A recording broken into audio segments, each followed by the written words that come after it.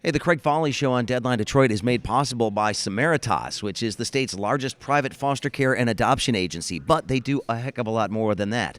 They've been serving homeless families, persons with disabilities, abused and trafficked women. They're also one of the largest resettlement agencies in the state. They provide market rate and affordable housing for seniors and HUD housing for families. And they also have skilled nursing, memory care, and rehab communities in Grand Rapids, Cadillac, and Saginaw.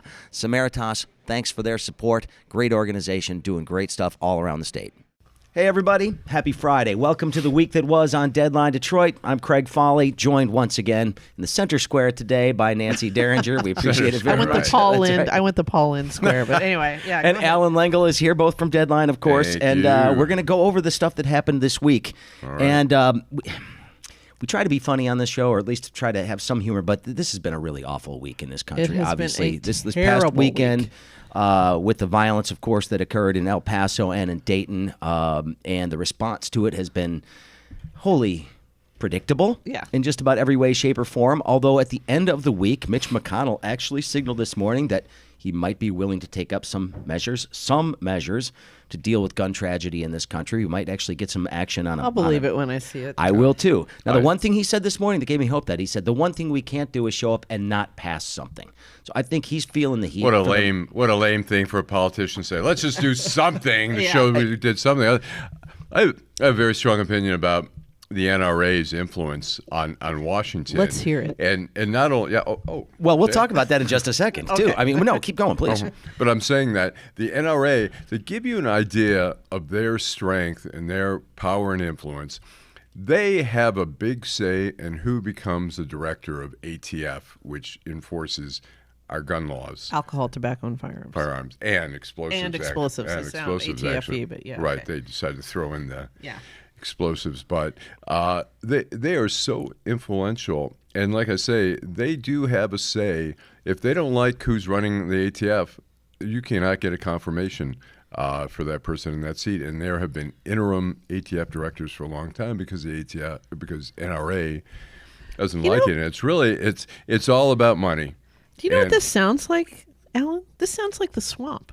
And wasn't that supposed to be drained at some point? Yes. They can't find the plug to undrain it. Yeah, and nobody wants to drain the swamp because they're going to find out just what has been buried in there I was all just these gonna years. say, What's they would been have to- drowning in that swamp. They would actually have to go into the swamp and find the plug, and those alligators in there would eat them alive. Here's the thing that ticked me off the most. So Trump says he's going to meet with congressional leaders about coming up with new background checks, as what he said would be meaningful background checks. But the NRA is going to have a seat at the table with legislators and the president. That's unacceptable. I'm sorry, what other lobbying group has a seat at the table when legislators are trying to figure this out? Yeah, they do that stuff back behind the scenes, obviously. They have their meetings and they do all that kind of stuff and write their checks. But if you're actually going to have meaningful discussion on policy, they don't get to have a seat at that table. They shouldn't have a seat at that table. Of course they shouldn't. But this is the world we live in right now. I mean, come on. And the idea that Trump is going to sit down and discuss legislation, what a joke. You know, he's going to show up, he's going to wave his arms around, he's going to say tremendous 9 or 10 times, he's going to say total, what are some of his other keywords? I forget. Anyway, and then he's going to leave. Amazing. Yeah. Phenomenal. We're going to have he's going to hold his hand like this, some phenomenal legislation, and nothing really is going to change. Like I said, I'll believe it when I see it. Also, I mean, the background checks, it's a good, I mean, we've got to do more. Yeah. We've got to do more. One, we need to we have to reinstate the ban that was at one time on AK-47s and semi-automatic Which, rifles. by the way, did pass constitutional muster at the time it was passed. And I believe that is going to be an NRA non-starter. Right. But But that is something that needs to be done. I mean, I posted on Facebook this past week, I said, tell me one time where somebody has fended off evildoers with an assault rifle. With an assault rifle. Now, in a non-war situation. Now tell me in the last 2 years how many times a civilian has killed masses of people with AK-47s. There's no need for the a high civilian to capacity have magazines. it. The only I mean, law enforcement should have it in case somebody else has it. They should be able to have, assault weapons and stuff, and they do. But SWAT officers. Yeah, SWAT people officers. Who've been trained for hours and years on this kind Who of are not stuff. crazy. There's no reason you hope not. for these to be sold, and the NRA has done everything in its power to make it easier to access. And the other thing is we have a lot of straw purchases, and that's been going on forever, where you would see it at gun shows, where drug dealers would pull up and they'd have their cousin or their sister, they're convicted felons, their cousins or sisters, whatever, with no records, purchasing the guns. So there are a lot of ways around these gun checks as well. Absolutely. I mean, you look at Chicago, and I was reading a study the other day, and here's the one thing. All right. Next time we're talking about guns and gun violence, the next person who says, well, you don't care about shootings in Chicago, F you. I care about shootings happening anywhere. Detroit, Chicago, doesn't matter. Gun violence is out of control in this country. We have a problem with guns. Mm-hmm. We have a problem with our fascination and our gun culture in this country. It's something that I do care about. And just because it doesn't get the day-to-day coverage of somebody shooting up a mall, right? I mean, that's obviously a shocking thing, doesn't mean that people don't care. We do. So I was looking up some statistics. And 65% of the guns that were used in crimes in Chicago were bought legally in neighboring Indiana and Wisconsin. Yes. Well, that's the issue people say in Washington, D.C. We need a national standard that's going to work. Yeah. Washington, D.C. has very strict gun laws about, gun. As does Maryland now. Mm-hmm. Yeah, but Virginia does not. And Virginia, as you know, if you live in D.C., you take a 15-minute ride and you're at a gun shop in Virginia and you can easily buy guns. And, I see today that Walmart has decided they will still sell guns. Of course they will. I mean, CVS got rid of selling cigarettes because they were harmful. And I'm sure that was a big profit. There's a big profit margin in cigarettes. And here it is, Walmart will not give up its guns, which, Walmart is a company that has been beaten over the head to be semi-socially conscious. I mean, they screwed their workers for so long, and they finally came into the 21st century after so many people pushed back, so many unions pushed back, and now they're going to have to be beaten on the head again, whether it's a boycott or whatever it takes for Walmart to come around. The high-capacity magazines, can I say a word about this too? I remember clearly waking up in the pre-dawn darkness in December a few years back and picking up my iPad and seeing the Page Stalker murder case where this carload full of teenagers from Grosse Pointe, they had their car shot up when they had gone across the border into Detroit. And of course, what everybody was talking about was, oh my God, they crossed into the haunted forest and they paid with their lives, or at least one of them paid with their lives. But what I noticed about that is 30 shell casings found around the car. Yeah. It's like, and you think that's the standard capacity of a high cap magazine, correct? 30? Something like holds that, 30 yeah. rounds. There's different, you can get them for hires. And all you can think is, those kids were able to drive themselves to the ER at Beaumont, which is, about half a mile away. Yeah. And I thought, who knows which round killed Page Stalker? Was it the first or was it the 30th? If that guy had to stop to reload, they could have gotten away. Or even a 9mm would be bang, bang, bang, bang, bang instead of. They think he was using some yeah, kind of assault I'm rifle. saying that. But He exactly. Them instead. Yeah. A 9mm at least would have slowed down. They could have reacted. Right. A couple shots. They start the like, car and they take off. Get out of there. Right. Exactly. When 5 seconds you've sprayed 30 bullets, it's a different story. Yeah. Well, it does appear that we actually have a good guy with a gun story that emerged yesterday. Really? Apparently some 20-something-year-old kid with a bulletproof vest and about 100 rounds on him was outside a Walmart in Missouri yesterday. A firefighter who happened to be carrying saw him, drew his weapon, held him till police could arrive and take him. So they don't know what this kid was up to. Oh, so the firefighter was the good guy with the gun. The firefighter was the good guy with the gun. Good. It stopped the kid with the bulletproof vest and all the rounds that was heading towards a Walmart. Yeah, exactly. So I wonder what he was up to. If that's the case, great. Yeah. Good for this firefighter. Sure. I applaud him for doing that. But the fact that we have another kid is going, well, maybe this is a good idea to go into my freaking Walmart and shoot people up. Right. I mean... Well, and this was also, you'd think of all the places that a good guy with a gun should be, it would be an El Paso Walmart, a Texas Walmart. I mean, it's an open carry state. Right. You can pretty much you could take a gun to a baptism if you want to in Texas, and yet nobody was there. Can you Yeah, go to a bris with the gun. probably, and yet nobody was there to take care of it. So I mean, go ahead. I was going to say, just to get an idea of the resistance to any changes in being able to acquire a gun. I mean, Las Vegas, the guy took a semi-automatic rifle and used what's called a bump stock and converted it to a machine gun. Machine guns are illegal here in the U.S., and yet there was such resistance to banning the bump stock. It was finally banned. Yeah. But it took quite a while, and it just shows you, Right. The resistance to any one piece of equipment, Right. In this arsenal. I'm surprised we aren't able to have bazookas in our house. Well, and for people that suggest that they need these for hunting, here's the thing. You're only allowed to take like one animal at a time. You have to get a separate permit for that. So it's not like you can just go in there and shoot up the forest full of Bambi and her sisters and his sisters, And haul 'cause out whatever a whole bunch falls. of does and maybe one buck in that crowd. You can't shoot them all. That's illegal. Yeah, You're not allowed to do that. So I don't think anybody would claim that they need an assault rifle for hunting. I think No, that's... I think it was comedian Jim Jeffries who said it best. He just said, "Fuck you. I like my guns." Oh, okay. That was it. He's like, get that's the reason that you have guns in this country. Yeah, basically. That's exactly right. So, but yeah, boy, Okay. that was frustrating. And so, And then Dayton. Dayton, of course, and it's just. Well, you mentioned police earlier. I wanted to bring up a Michigan story here. Okay. Because there was a Free Press story this morning about a Muskegon cop who was suspended over what they called KKK memorabilia found in his house. This is a cop in I saw Muskegon, that. which is a largely African American city on the west side of the state.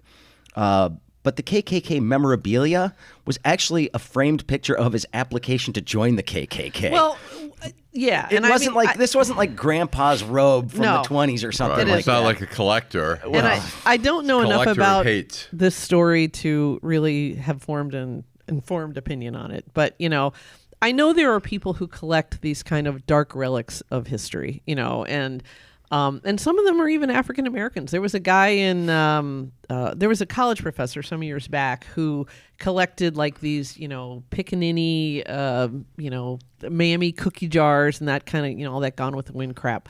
And it was just his way of kind of reclaiming it somehow and whatever, and preserving it so that we don't forget that stuff. So I need to know a little more about this guy. Why would you, if you had an application, why would you frame it? I mean, wouldn't you give it to the They're KKK? proud. I don't know. Maybe he made it. Maybe Maybe it was a maybe copy just- of the application. Yeah, it could have been a copy. I don't know. you know, Was it's it funny. his It's application? not signed or anything like that, so we don't know. But it was definitely framed. There's a picture of it, like displayed proudly in the house. Okay, well, in that case, and, that's a little weird, I- especially for a cop. Well, that's grew the up whole thing. In Oak Park, and in elementary school, one house down was the Krupkin family, and the father, Joe, was a macho dude who had fought in World War II, and he had a Nazi helmet and a bayonet, and we... Did you play with it? Well, we put it on, and it was a little eerie. I was like, kinda wow, I'm strange, wearing yeah. a Nazi helmet. So but he had it as a collector's item, like here's what, little souvenir from the war. Yeah, well, Yeah. lots of people brought those things home, obviously. Right. But it's not necessarily a good thing to display them prominently. No, in your they house. have to be- I mean- like a place of honor. That doesn't Right, make right. a lot of sense. Exactly. With the I mean, it's important how these things are, as we say, curated. They have to be framed correctly, and I don't mean framed physically Yes. framed. I mean like put in context. So Well, we didn't even get to the president, how he reacted to all this. Besides talking about wanting to do something about guns, he's really once again giving us an idea that empathy is not his strong suit. he doesn't have any. It's It's just- not his strong suit. I mean, It's he's his in there empty talking suit. to these doctors Right. in El Paso that have just been through probably 4 or 5 days of hell in dealing with all these shooting victims that they had in a trauma center, putting their trauma center making it like a military hospital for Right. 4 days. And he starts talking about the great crowds he had back there in February compared to Beto's small crowds that he had. And I'm thinking to myself, if there's ever a time to talk about this stuff, it wasn't there. This is insane. This is so insane. I mean, and the posing, with the thumbs up and all this Yeah. stuff. I mean, like it's a campaign rally. I mean, it was. I just have run out of ways to say how alarming all of this is. We're so far into uncharted territory. We might as well just throw the maps overboard. That's how bad it is. So. It you is. It is pretty rough, but I'm just trying to figure out if there is a way that he can redeem himself on this issue. If he actually pushes for something, if he actually gets more done in Congress, and that would and require signs something, self-awareness and discipline. Even if somebody is able I gotta to bring hope that something happens. their self-awareness or their awareness of his situation to him and somehow convince him that he needs to follow a plan, then he would need to follow a plan. And we've already seen how these things go. He makes a speech, he reads it off the teleprompter, he does he Struggled calls with that, too. He calls Dayton Toledo, and then 2 days later somebody criticizes him for it and it all goes back to square one. He's the ultimate panderer, and he in the end ultimately panders to his base and to Right. his supporters. And I mean, right now, I'm sure his advisors are saying, "Hey, we need to do something. This is bad optics for us right now." But in the end, his base is the NRA. I'm sure there's a big gun, contingent there, and I think that's who he's going to end up, Right. pandering to, and so I think in the end we're not going to see much from him. Whether we can see something from Congress, and maybe his arm is twisted into signing something, who knows? But every president up until this one has had at least at some point in their presidency needed to be the consoler in chief. And, Right. and think about, as much as George W. Bush, I had problems with George W. Bush. But Who didn't? That day he stood out there with that megaphone and told people that we were going to do something about 9/11, right? That was an important moment for the country to sort of rally around and come together on this issue and try to Right. get serious. Now, what he then ended up using that momentum for, I had a real problem with. Right, sure. But at I the same think time, Dick that was Cheney was well. the force there. We don't need to relitigate that. Darth okay? Cheney Darth Cheney. was definitely there. But no, you're right. But again, this requires a person to have a perception of the world outside of their immediate body mass, and he doesn't. This is a guy. He's simply. It's like he's got some sort of disability in there where he can't feel empathy for anyone. I just don't. I'm out of shock juice, as they say. So, But you're not. 'Cause I know it's still it there. keeps It still coming bubbles up, but to it's the like surface. there are hells below this, as a friend of mine says. All right. So where should we go next? Let's Yeah. come back to Michigan here. Okay. Asian corned beef roll. We'll talk about that at the end. Yes. I definitely want to talk about what's going on in Oakland County right now. Brooks Right. Patterson, of course, passed away, and regardless of what you think of Brooks Patterson, and there's been all kinds of wide differences of opinion on Brooks We've had Patterson a week and to his value. process Brooks Patterson's We legacy. have, but the Democrats in Oakland County have not wasted the opportunity to find a way to basically make sure that the rest of his term is filled by a Democrat. Right.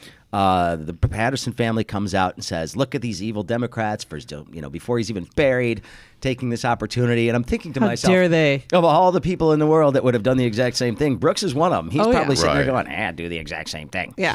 From his grave. And it's- That's what he'd be doing Well, right and now. let's tell people what happened a few years ago when the Democrats briefly gained a Majority. majority on the Oakland County Commission. What did he do?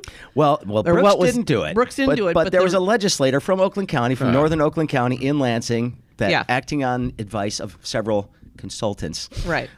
basically wrote a law that the Republicans in Lansing passed, which reduced the number of commissioners and put the power to redistrict in the hands of the existing commissioners, Right. the ones that were still in office. Right. So before January came, they basically gerrymandered the lines to make sure that they had a majority on Yeah. the commission, even though the voters said they wanted something different. So, in other words, change the rules in the middle of the game. Right? It's- No, after they already lost, then Yeah. they changed the rules. So, Let's run the clock back. And, that's right. let's give us Superman a few flying more around the touchdowns. world, turning back time. It's- And it's- changing it. And it was the most nakedly partisan thing I'd ever seen. It was and amazing. when I asked the legislator who did it why, he said, "I just don't like the Democrats." Yeah. It's like, Well, that's okay, pretty clear. If you're that naked, if you're that shameless in your methodology, then don't bitch about the Democrats doing the same thing. Mm-hmm. I think it's kind of shady. Personally, I don't like this kind of shuffling, and I certainly don't like guys on the commission running a victory lap about their new position Yeah. before it's been done. Well, that was quite embarrassing. I think it's interesting that we hear from the Patterson family moral outrage when I don't recall ever hearing anything resembling any form of moral outrage from that family over what he said over the many years that was clearly, Right. some stuff racist, sexist, whatever, and they were silent. But now they speak up, Oh my and gosh. the question is, should we care? It's like, look, it's no longer their seat. Yeah. They're, Yeah. they don't own that seat. No. They don't really. Their opinion really matters zero. Well, what we're seeing is a real battle that's going to emerge here for this leadership position in there. And there's a couple guys that want it. Dave Woodward, who's from Royal Oak, he's basically the county commission chair right now. Andy Meisner. He's the one that sent out the congratulatory email was sent out about Dave Woodward ascending to commissioner spot. Right. Even if it's on a temporary basis. But Andy Meisner, of course, is Treasurer. somebody that's very, very interested in this as well. And this whole thing got shot down, so I don't think we've heard the last of this No. battle. I think and there's going to be something to watch in the coming weeks. It was kind of darkly amusing when the commission met earlier this week, and David Woodward handed in his resignation from the commission, which he had to do in order to be considered for Yes. county executive, and then one of the Meisner or some other candidates contingent immediately moved to cancel the meeting. So it was kind of like he jumped out of the window. And they took the net away and went, That's right. "Psych!" So yeah, it was kind of Yes. but yeah, quite something. Well, I wonder if they'll give him a recommendation for his new career. Now if Dave Woodward is no longer on the commission. We'll see what happens there. But, Yeah. nature abhors a vacuum. Yes, And it so does. they're definitely going to go I know. after that. All right, where are we going next on this one? I had a bunch of stuff that I want to talk about today. Oh, these texts that came out. This is going up to Lansing here. Larry Inman, who, of course, is a state legislator who's under indictment right now for basically getting bribes for his vote on prevailing wage, on his vote for the prevailing wage a couple of years back when the Republicans shepherded that wonderful piece of legislation through. The texts that came out are from a guy named Dan Perot, who was the chief of staff to Speaker Tom Leonard at the time, but also worked with John Engler for a long time. Dan Perot has been a longtime player in Republican politics in Lansing. And these texts that he said basically said, if you do this, you will get no money from any supporters, from any of the super PACs. And what they show is that if you want to win in Lansing, you better adhere to what these people say, because that's where all the money goes, is to these PACs. So they can filter it to where they want without anybody knowing who's giving, where it's going. Very, very illuminating as to how the system works in Lansing right now. I still blame Michigan? term limits Yeah. for a lot of this. Michigan is the darkest dark money state in the union, I believe, and that's been established Well, by more than one scary. group. It is. I mean, Scary. that's and every chance, every effort to reform that a little bit has always been overruled by the people who benefit from this. So, I mean, it's a tragic situation, but I think the takeaway from this story is, why do people put these things in writing? Why do they put them in texts? Right. I mean, this is what burner phones and face-to-face conversations were meant to. They need to take a lesson from the mafia on that. Well, I love the Although- wording in this, though. Here's Dan Perot says, "You're on the edge, pal." Pal. Yeah. Pal. Yeah. When the And when then a it says- staffer is calling you pal, you're in He said the trouble. Democrats are not going to come to your side if you vote against this bill. You're also going to shut down any incentive for the big donors to give to your reelection campaign. You've been a no vote on the income tax and no fault. You support fee increases, and if you become a no vote on prevailing wage, there's zero incentive for the big PACs to write you a check. You vote yes on prevailing wage, my friend, you will get a pass on the other votes. You will get a pass on the other votes. It's not a threat, It sure sounds like one. but it sure sounds like one. One pal it's- and a my friend. It's like you're walking a very It's like the Supreme Court, the Michigan Supreme Court justice who was supporting the vote on talking of- redistricting. Yeah, you're talking about the Republican female. And Right, his the name Republican escapes me female, now. yeah. And Craig probably knows. And she was basically threatened by Oh, yeah. and it was Oh, really I Supreme thought, Court Justice. It was. I wouldn't say figure Elizabeth, it but out. I don't think that was it. It was something else. but it seems like that should be illegal. What was happening there? They're saying, look, if you vote, I mean, trying to unduly influence a vote like that. If you the vote state's for highest that, court. Too. yeah, Yes. I right. mean, it's really just, you talk about Shonda. Right. It was really just and these crazy. are and these are allegedly nonpartisan positions. Right, Only which is just a only joke. the nonpartisan person is nominated by the individual parties. Right. I've had a problem with that for a long Yeah. time. Yeah. It doesn't I make a know. lot of sense. It's a farce. All right, we've only got a few minutes left, and I wanted to get to this one. I sent this to both of you yesterday because I read it and immediately found myself just like, white people.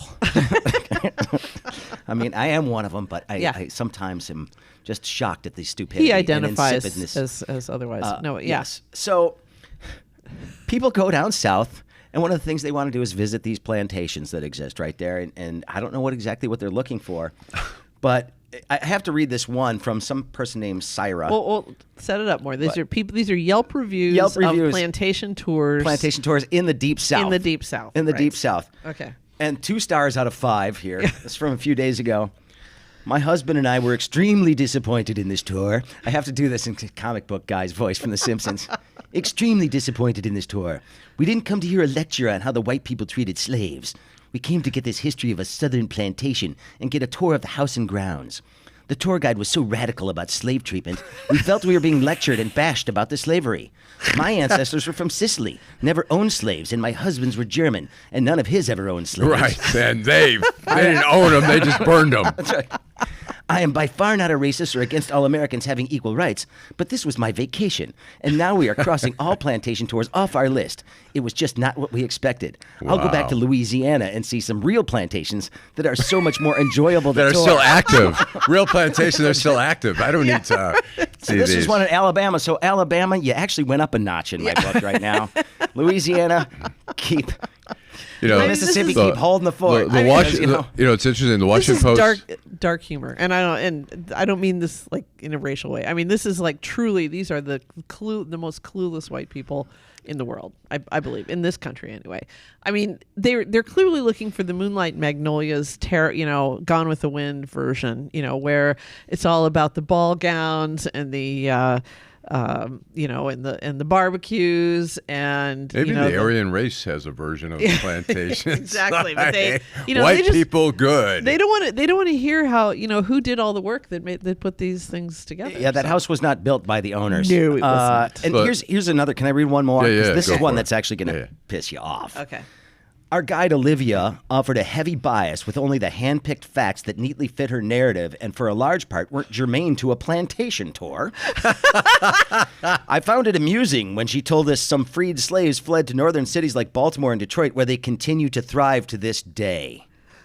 What? What? What? What does that even mean? Wow. Okay. Well, Yes. Yeah. Well, All right. I was going to say the Washington Post did a interesting piece where they were doing reenactments of the Civil War in I think Gettysburg or something, and they were showing the white plantation owners were abusing the black slaves, and some of the black people who were watching got so upset they attacked the actors. They got so mad they attacked the actors. So it's kind of it's interesting. It still evokes a lot of emotion. But when you read that stuff, it's just really amazing. Like Right. Well, there is kind of this counter narrative that, apologists for the slave owning South will put forth from time to time, which is, hey, People were happy These there. they were valuable property. Yeah. It's just like you wouldn't take a great racehorse and beat it into submission. You wouldn't beat a slave Actually, because otherwise that's they like would. going- That's what they do with horses. No, they don't. They don't. it's like going taking the Auschwitz tour and saying, "Hey, I didn't come here to see the ovens. I want to see where the officers' clubs were. What were they doing? And I want to see the other stuff." And this idea that slaves were better off when they were enslaved, and that they were happy, and that it wasn't that bad of a life. Well, it was a terrible. I gotta life. love this line from the Post, right? Right. And this is the Washington Post where the story was. It says, here's one of the reviews was, if you're looking to visit a traditional plantation, look elsewhere. Oh, okay. And then The ones that had prevailing wage for their slaves. And here's the last line in the Post story, which I thought was great. For those who may prefer a fuzzier, less accurate portrayal of plantation life, Gone with the Wind is streaming on Amazon and iTunes for $3.99, a low price, but still higher than the average slave's wage, which was $0. That's a good comeback. Who wrote that? Let me go back up to the top and find out. It was Jillian Brockwell. Brockle. Not somebody I know. I don't know. But anyway. Well, good. That's a good story. All right, and I do want to end with something that's just stupid. Okay. That we needed to talk We about need this just we because need I we saw need it. a little mood lifter here. Wayne Newton's house apparently is open for tours. Like, It is. Yeah, in Vegas. So you can actually go tour Wayne Newton's house. Wow. And first of all, Wayne Newton, Where's Wayne Newton during these tours? he's living somewhere else, but they're talking about canceling the tour so he can move back into his house because he likes it. But he's Okay. making money on the side. How Okay. old is Wayne Newton now? 150. He's had the same face Yeah. for the last 50 years, so Yeah, I'm not and that exactly black sure. hair. Ooh, boy. But Wayne Remember Newton, Donkey Shane. Wayne Newton's always been a weird dude. Yes. Donkey Shane, of course. Name me another Wayne Newton song. Daddy, don't you walk so fast. Wow. There you I go. know several of them, actually. Well, but Wayne, go ahead. Wayne Newton is getting sued right now Okay. by a family of a young girl because apparently the pet monkey that he owns still lives on the property. Bit this kid. So, it's not funny what happened to this kid, and this is clearly isn't a cash grab because they're asking for like $15,000 for medical treatment and all that stuff. She had to get shots and everything and all that sort of stuff. So it's not Okay. like they're going for $1 million here, but just only the thought of 70 Wayne. Oh, Thought of Wayne Newton. There we go. We can't really zoom in on this, but that's all right. Wayne Newton has a monkey, which Has is a just monkey? which is just kind of weird. It seems like I he seems don't like the know. kind of guy that would have a monkey. is that from Yeah. a biological birth or? Show people That- are a little strange, and they tend. I mean, Michael Jackson had a monkey. I mean, this is the sort of thing that. Well, I see a pattern there. I think she's lucky that he didn't throw poo on her and masturbate and that's the other That's what thing monkeys pet do. monkeys are known That's for. absolutely so- right. So He's 77 years old. Oh, I bet that's a lie. There you go. I'll bet you anything that's. I mean, the not guy's been accurate. around forever. I don't know how he. and we end on this just because I want people to check it out. We spent a little time talking to Tigers fans the other day. This video is available at of course, DeadlineDetroit.com, asking them, why the heck are you here? After one preseason game for the Lions, I think we could probably go over to Ford Field next week and ask them the same question. I think so. 30, That was 31-3 in a preseason. I was know nobody's pathetic. playing, but that was a... Oh, my God. That was embarrassing. I'm really hoping that this is not a precursor to what we're going to see this year. I'm I- not I'm- sure I'm collectively afraid as it is. sports I'm- fans we can take it. Always the precursor. I'm afraid that it is. I mean, they always say that these games don't matter, but people, I mean, you don't have the first string in there. You have second and third string or Right. whatever, but people are trying. And if your second and third string can't score anything, then you're in trouble because you can't always rely on your first Well, the string. preseason for the NFL is something that I think has to end because we saw 3 players go down with injuries yesterday that are probably going to be out for several weeks in a game that absolutely means nothing. There's about Right. 10 people in the stands. You force people to buy these tickets if they're your season ticket holders. Right. Right. Just add 2 more games to the schedule and just be done with it. I Works want for to me. say, I mean, downtown Detroit was so busy last night. I was Yeah. 5 minutes late for my yoga class. Oh, my Trying to gosh. get through traffic. I mean, you had the Tigers and you had the Lions, and I believe the Tigers won yesterday. Yes, they did. Yes, they did. I think they need 5 more wins to make sure that they don't tie the record for the most losses ever. Oh, really? They Oh, set that's- themselves back in 1994. So I think they can hold I think on they for can that? get there. Okay. It's possible. One other thing, by the way, just want to put this out there. There's a new show on Deadline TV, Detroit Digest, that's out there doing some restaurant stuff. The first visit was to a cool taco truck down in Southwest Detroit. It was a lot of fun. Very cool. So I'm check gonna that visit. out. There's lots of new offerings coming all the time here and lots of great coverage every day on Deadline Detroit. So And your podcast. my podcast, of on course. Big B. And the don't Big B miss Coffee the column CEO. about the Ross the Stephen Ross stuff. Stephen Ross stuff I today. meant to That's get pretty to that good. today. It made me laugh. I mean, it's interesting. Yeah, Yeah. It's definitely It's interesting. So yeah. it's out there right now. But again, check out DeadlineDetroit.com if you're not there. For those of you who are watching on my Facebook page, it's a great place to go. Lots of Yeah. cool stuff and a great crew of writers and staffers that are doing some really cool content. Yeah. So, Alan Lengel, thank you. Thanks for having me. Nancy Appreciate Derringer, it. thank you. Thank Always fun. Thanks to Michael Lucido for engineering the broadcast Hey, once Michael. again. I am Craig. Have a great weekend, everybody. It looks like we're going to have some decent weather in Detroit Oh, this it's gonna be weekend. This wonderful. mid-70s stuff right now is outstanding. And drive home carefully. Drive home. That's the new one. We'll see you next week. Hey, the Craig Fahle Show on Deadline Detroit is made possible by Samaritas, which is the state's largest private foster care and adoption agency. But they do a heck of a lot more than that. They've been serving homeless families, persons with disabilities, abused and trafficked women. They're also one of the largest resettlement agencies in the state. They provide market rate and affordable housing for seniors and HUD housing for families. And they also have skilled nursing, memory care, and rehab communities in Grand Rapids, Cadillac, and Saginaw. Samaritas, thanks for their support. Great organization doing great stuff all around the state.